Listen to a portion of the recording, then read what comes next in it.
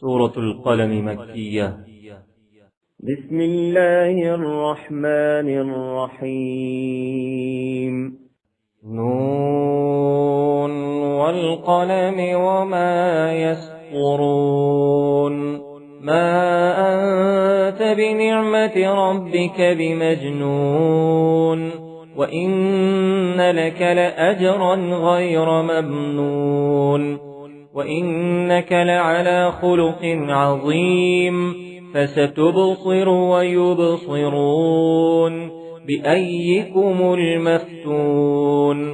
إن ربك هو أعلم بمن ضل عن سبيله، وهو أعلم بالمهتدين. فلا تطع المكذبين، ودوا لو تدهن فيدهنون. ولا تطع كل حلاف مهين، هماز مشاء بنميم، مناع للخير معتد أثيم، عتل بعد ذلك زنيم. أن كان ذا مال وبنين، إذا تتلى عليه آياتنا قال أساطير الأولين. سنسمه على الخرطوم، إنا بلوناهم كما بلونا أصحاب الجنة، إذ أقسموا ليصرمنها مصبحين ولا يستثنون. فطاف عليها طائف من ربك وهم نائمون، فأصبحت كالصريم. فتنادوا مصبحين أن اغدوا على حرثكم إن كنتم صارمين. فانطلقوا وهم يتخافتون ألا يدخلنها اليوم عليكم مسكين، وغدوا على حرد قادرين. فلما رأوها قالوا إنا لضالون، بل نحن محرومون. قال أوسطهم ألم أقل لكم لولا تسبحون؟ قالوا سبحان ربنا إنا كنا ظالمين. فأقبل بعضهم على بعض يتلاومون، قالوا يا ويلنا إنا كنا طاغين. عسى ربنا أن يبدلنا خيرا منها إنا إلى ربنا راغبون. كذلك العذاب، ولعذاب الآخرة أكبر لو كانوا يعلمون.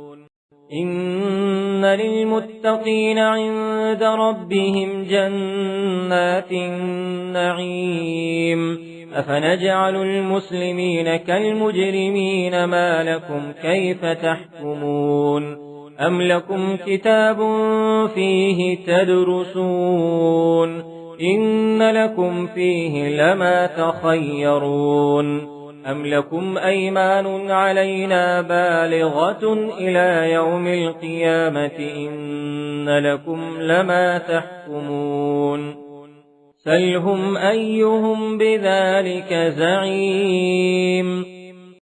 أم لهم شركاء فليأتوا بشركائهم إن كانوا صادقين. يوم يكشف عن ساق ويدعون إلى السجود فلا يستطيعون، خاشعة أبصارهم ترهقهم ذلة، وقد كانوا يدعون إلى السجود وهم سالمون.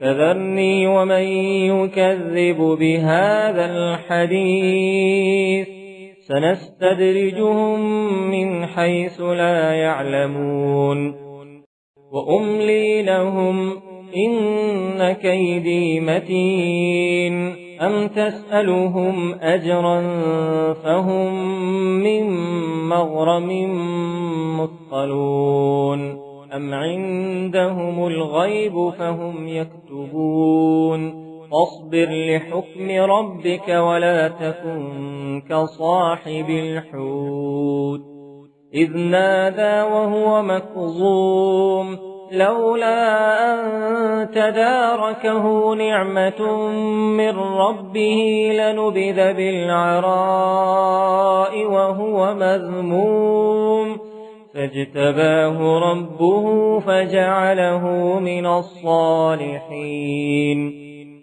وإن يكاد الذين كفروا ليزلقونك بأبصارهم لما سمعوا الذكر ويقولون إنه لمجنون وما هو إلا ذكر للعالمين.